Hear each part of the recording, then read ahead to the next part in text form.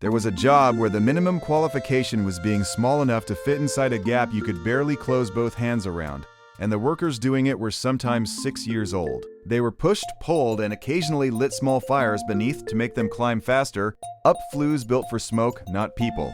That job does not exist anymore. 14 more like it are coming. All of them gone now. All of them once completely ordinary. 15 trades that used to be somebody's entire career, passed from parent to child, respected or looked down on depending on the century, and now gone completely, replaced by a machine, a law, or simply by the disease they were built around disappearing. None of these jobs vanished because the work was easy. Almost all of them ended because something else, a machine, a regulation, an electric light bulb, made a human being unnecessary for a task that used to require one every single day, for centuries. And unlike the jobs and places covered elsewhere on this channel, every single person in this video is already gone, along with the job itself. There is nobody to interview, no current worker to ask what the hardest part is. Everything here comes from what the people who did these jobs left behind, in records, complaints, inquiries, and the occasional surviving photograph. Start with the one from the beginning. Chimney sweeps in Georgian and Victorian Britain relied on child labor specifically because adult bodies could not fit the flues being built at the time, some barely wider than a shoulder. Boys as young as 5 or 6 were apprenticed, sometimes sold outright by desperate families, and climbed using bare elbows and knees for grip, scraping soot loose by hand and pushing it down ahead of them. Burns, suffocation, and a cancer eventually named specifically after the disease common in the trade were all recognized occupational risks long before anyone did much about them. Getting stuck was common enough to have its own vocabulary within the trade, and boys who panicked or froze partway up a flue could suffocate on soot or simply be unable to move at all until someone climbed in after them, in spaces too narrow for a rescuer to do much beyond talk them through it. Master sweeps who employed the boys were themselves running an entire business around this single physical fact that a small child could reach a space no tool of the era could clean as thoroughly, and the trade persisted for generations specifically because nobody had yet built a chimney design or a machine that made the child unnecessary. Legislation eventually banned the practice outright after decades of public campaigning. Once mechanical brushes on long rods proved that chimneys could be cleaned without a body inside them at all, which meant a job that had existed as long as chimneys had, ended not because the chimneys changed, but because a simpler tool finally did the job just as well. Even after the law changed, enforcement was slow and inconsistent for years, and accounts from the period describe boys continuing to work illegally in some regions long after the practice had officially ended, simply because the families involved still needed the income and the loophole was easier to ignore than to close. Number 2 required standing in cold water and waiting to be bitten. Leech collectors supplied the enormous 19th century medical demand for bloodletting by wading into ponds and letting leeches attach directly to their own legs, since the animal's bite is nearly painless and this was, for a long period, considered the most efficient method of collection available. The leeches were removed carefully once attached, sold on to apothecaries and physicians who applied them to patients for almost any ailment imaginable, and a single skilled collector could gather large numbers in a day, at the cost of repeated blood loss and the risk of infection from standing for hours in stagnant water. Some collectors eventually shifted to using old, worn-out horses to attract leeches instead of their own legs, wading the animal through the pond and collecting whatever attached to it, a small but meaningful adaptation once the personal cost of years spent as bait finally caught up with them. Demand was eventually undone by 2 things at once: over-harvesting collapsed wild leech populations across parts of Europe, and medicine itself slowly abandoned bloodletting as later science undermined the theory it was based on, which meant the trade disappeared for the fairly unusual reason that the treatment it supplied stopped being believed in. At the height of demand, leeches were imported by the millions from other countries when domestic ponds could no longer supply enough. An international trade in a single small animal that briefly rivaled far more famous commodities of the era in sheer volume shipped. A small, highly specialized version of the trade actually survives today, since leeches are still used in modern reconstructive surgery to help restore blood flow to reattach tissue, though the animals now come from carefully bred medical suppliers rather than a person standing in a pond collecting them by hand.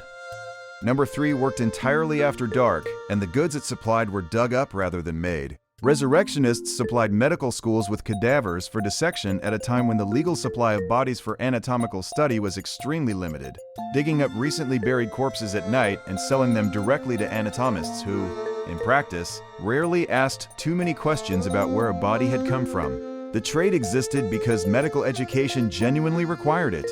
Surgeons could not learn anatomy from books alone, and the demand from teaching hospitals was constant and largely unmet by legal means, which created a market specifically for people willing to do quietly at night what the law would not yet permit doing openly. Medical schools paid a fairly consistent rate per body, treated almost as a routine supply cost in their ledgers, and some resurrectionists worked steadily enough and for long enough to be effectively on retainer with a specific school, delivering bodies on something close to a predictable schedule. Families who could afford it responded by guarding graves themselves for weeks after a burial, or paying for iron cages called mort safes to be fitted directly over the grave. An entire secondary industry built purely around defending the dead from a trade that existed purely because of unmet medical demand. Reform of the law, allowing a wider legal supply of bodies for study, ended the trade almost overnight. The trade's darkest chapter came when a pair of men in Edinburgh realized it was faster to simply murder people and sell the still fresh bodies than to dig up a grave at all. A scandal that shocked the public and directly accelerated the legal reform that finally ended the entire resurrection trade for good.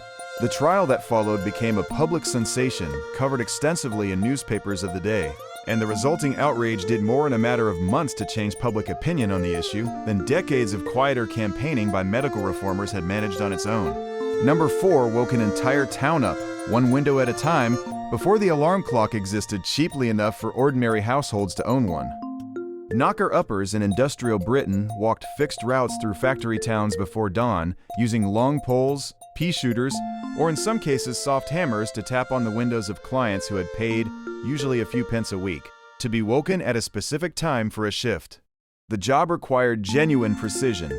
Miss a client and they could lose a shift or a job entirely. So knockers kept careful mental or written schedules and developed personal relationships with the same households over years, a level of individual accountability that a machine on a nightstand simply does not offer.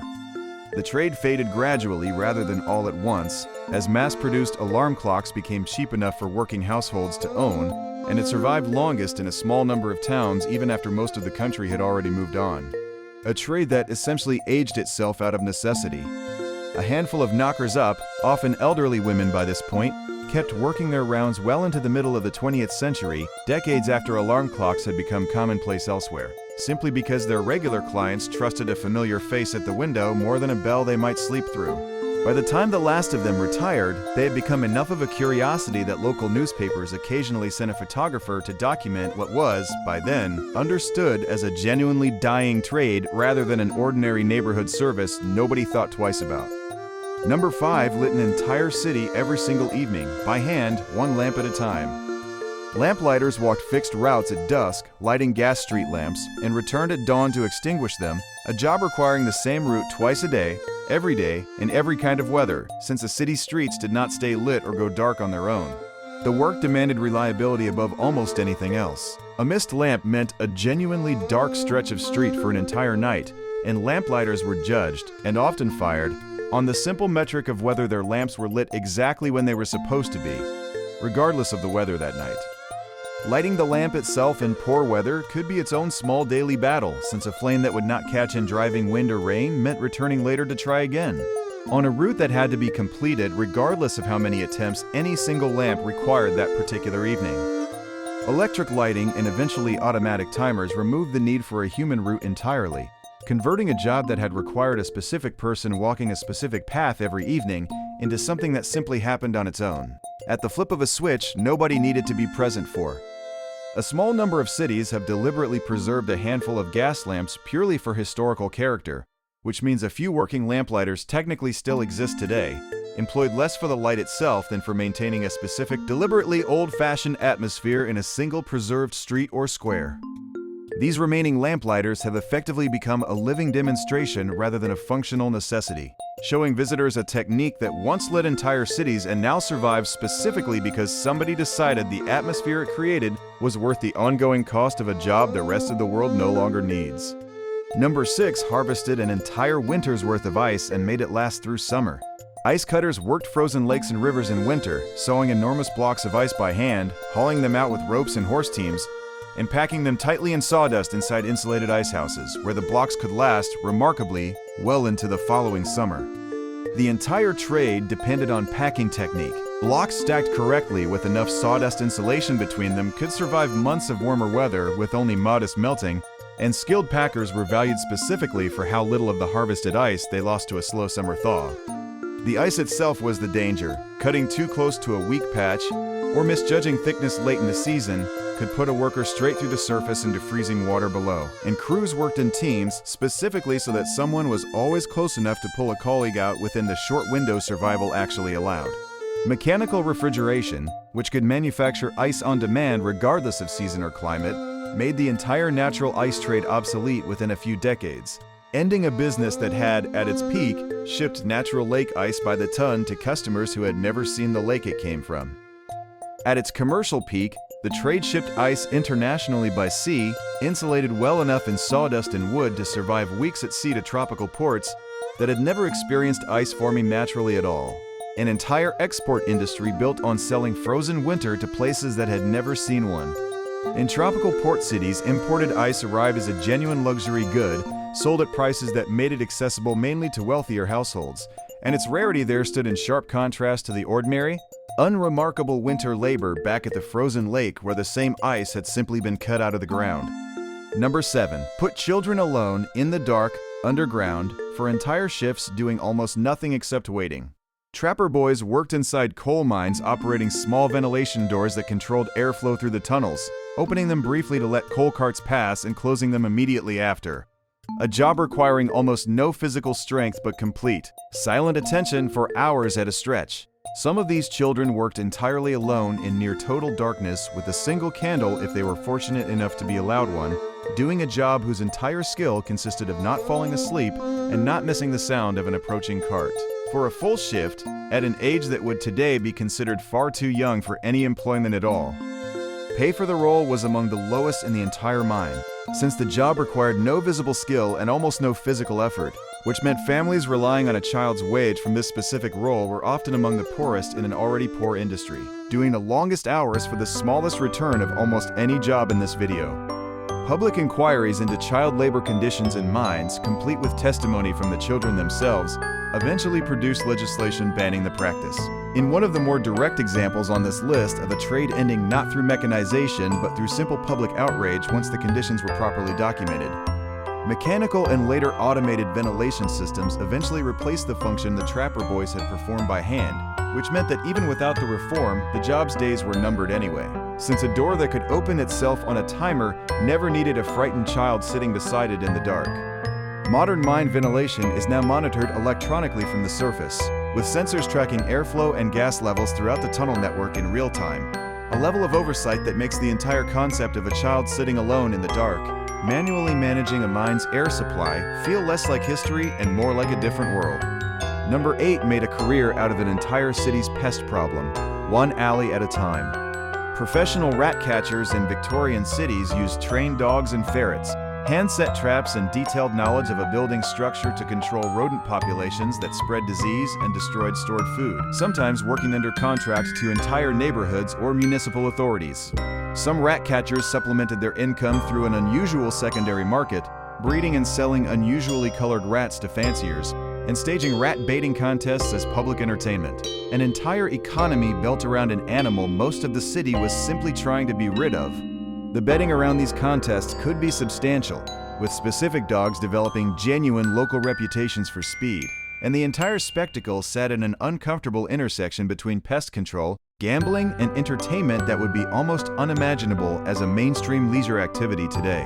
Municipal sanitation improvements, sealed sewer systems, and modern, standardized pest control methods gradually replaced the freelance rat catcher with formally trained, licensed technicians, converting a trade built on personal skill and trained animals into a regulated municipal service instead. Some rat catchers achieved a level of official status entirely unimaginable for the modern pest control technician, including at least one appointed with a formal royal title and a genuinely elaborate ceremonial uniform, treated less like a tradesman and more like a recognized officer of the household. The trade was frequently passed down within families, with children learning from an early age how to handle the dogs, read a building for signs of a nest, and set traps in the specific places rats were most likely to travel. Skills built up over years rather than taught in any formal school. Number 9, dressed for the job the way almost nobody else in history has ever needed to. Plague doctors in parts of early modern Europe wore heavy waxed robes, and the now famous beaked masks, the beak packed with dried flowers, herbs, or spices, based on the era's genuine, if ultimately mistaken, belief that disease spread through bad-smelling air rather than the actual causes later identified by germ theory. The costume was, in its own way, an early attempt at protective equipment, and doctors used long wooden canes specifically to examine patients, take pulses, or point at symptoms without direct physical contact, an instinctively reasonable precaution built on an incorrect theory of how the disease actually spread.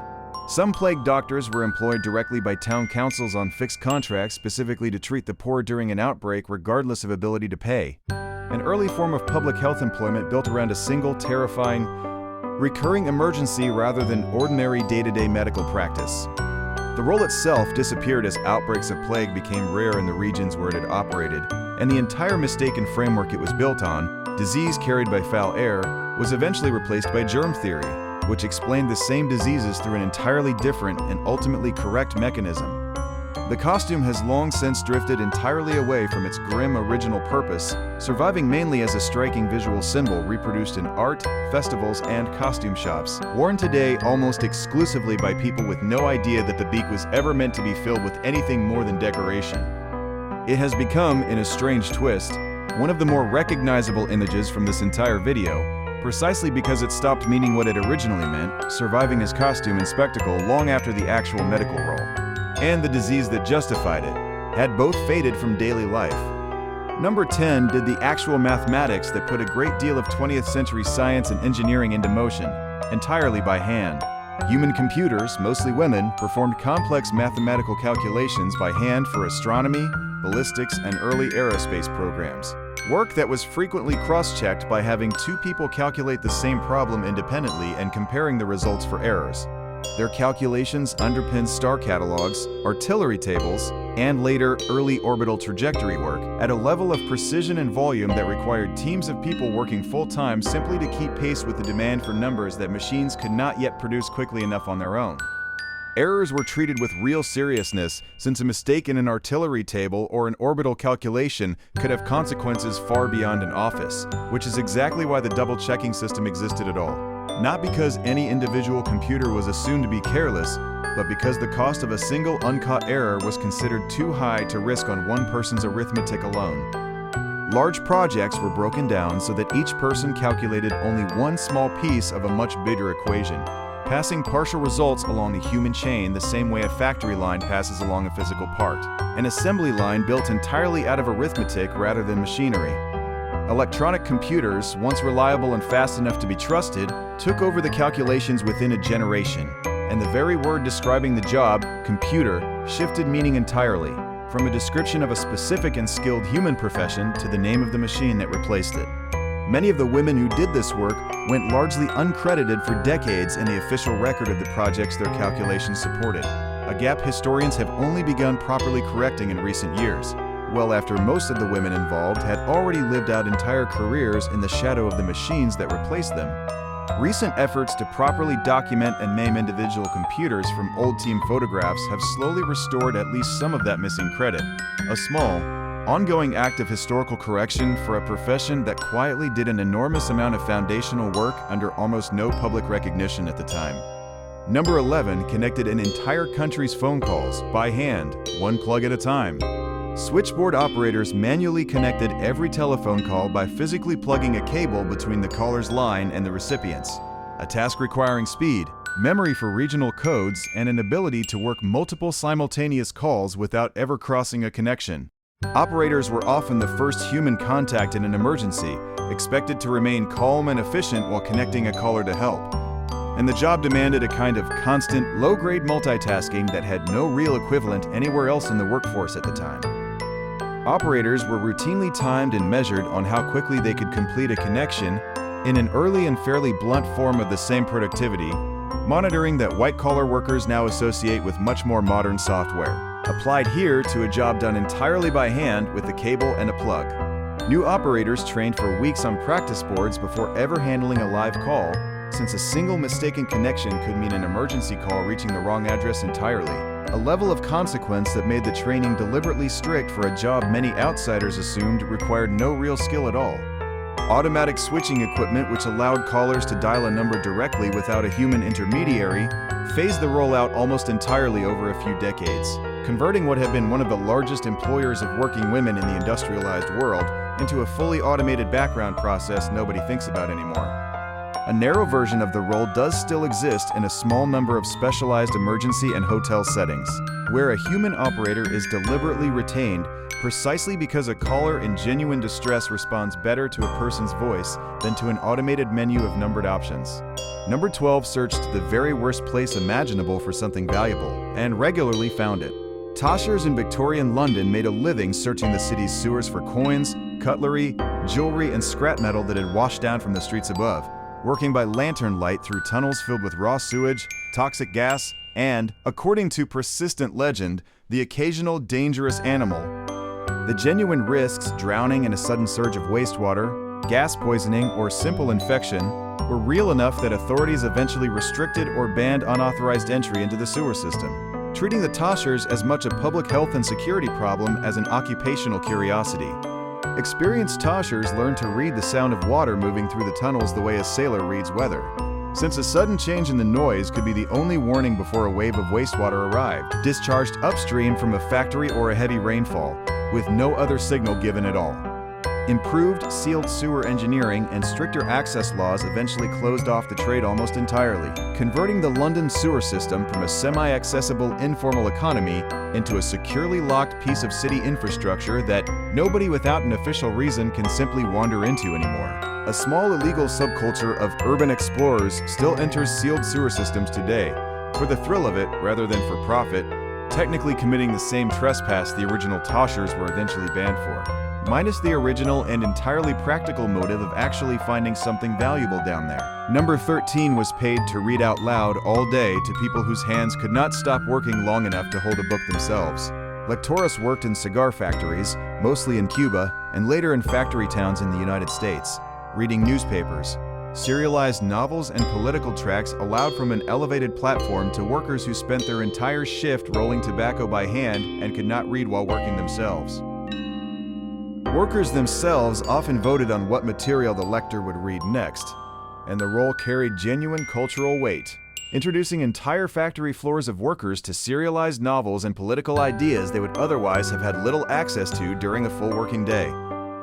Factory owners occasionally grew uneasy with the practice once lectores began reading openly political material, aware that a single voice reading the same pamphlet to an entire floor of workers at once was an extremely effective way to spread an idea, whether or not the owner approved of that idea at all.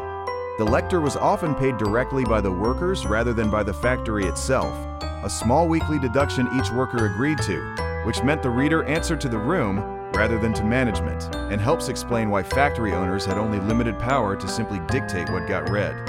Radio broadcasts and later factory rules restricting the practice eventually ended the role in most factories, replacing a specific person's voice, chosen and paid by the workers themselves, with a shared broadcast that required no dedicated employee and no vote on what came next. The tradition left an odd trace still visible today in the names of certain cigar brands, some of them named directly after novels the lectors once read aloud on the factory floor. A small commercial echo of a job that otherwise vanished from the industry completely. And the last one combined two trades that, to modernize, have almost nothing in common at all. Barber surgeons in medieval and early modern Europe cut hair, pulled teeth, set broken bones, performed bloodletting, and carried out minor surgery. All from the same shop, using many of the same sharp tools for both trades, at a time when formally trained physicians rarely performed hands-on procedures themselves. The familiar red and white striped barber pole still seen today is a direct visual leftover of this combined trade, representing the blood and bandages of the surgical side of the business. A piece of branding that has quietly outlived the actual practice it was originally advertising by several centuries. As medicine professionalized, formal licensing eventually separated surgery from barbering entirely, creating the two completely distinct trades recognized today and leaving behind only the striped pole as a visible clue that they were ever, for centuries, the exact same job. The formal split was often written directly into law and guild charters, laying out specifically which procedures barbers were still permitted to perform and which now belonged exclusively to trained surgeons. A slow bureaucratic divorce between two halves of a single trade that had shared the same shop and the same tools for centuries. Most people who walk past a striped barber pole today have no idea it is a direct visual leftover of a trade that once involved pulling teeth and setting bones in the same chair used for a haircut. A piece of branding that is simply outlived by centuries. Any memory of what it originally represented? Pause here, because this list ends differently to the last two. Almost none of these trades ended in disaster. No collapse, no crater, no evacuation. Each one simply stopped being necessary, replaced by a machine, a law, a cheaper alternative, or a changed belief about how disease actually worked. And the people doing the job at the time either adapted to something new or were simply the last generation to have ever done it at all. That is a strange kind of ending compared to the jobs and places covered elsewhere on this channel. Nobody chooses to become the last knocker-upper or the last lector. It simply happens to whoever is doing the job the year the alarm clock or the radio finally becomes cheap enough. Almost none of them would have known, on the day they finished, that they were finishing anything historic at all.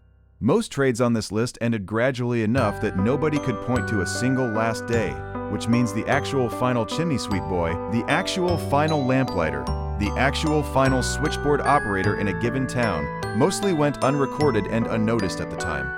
15 trades, spanning centuries, none of them existing anywhere in the world today in the form shown here, each one once so ordinary that nobody working it imagined it would ever need explaining to anyone. A surprising number of the physical tools from this list, a knocker-upper's pole, a leech jar, a lamplighter's ladder, now sit quietly in museum cases, labeled for visitors who need the object explained to them the same way this video just explained the job itself. And several of today's ordinary jobs, the ones nobody thinks twice about, will very likely end up on a list exactly like this one, explained to somebody a century from now the same way this video just explained a knocker-upper to you. So, of these 15, which one would you have least wanted to do, and which one do you think deserved to survive a little longer than it did? Tell me in the comments. And if you have not seen the extreme jobs still being done today, or the extreme places people are still living in right now, they are both on screen now. Thanks for watching.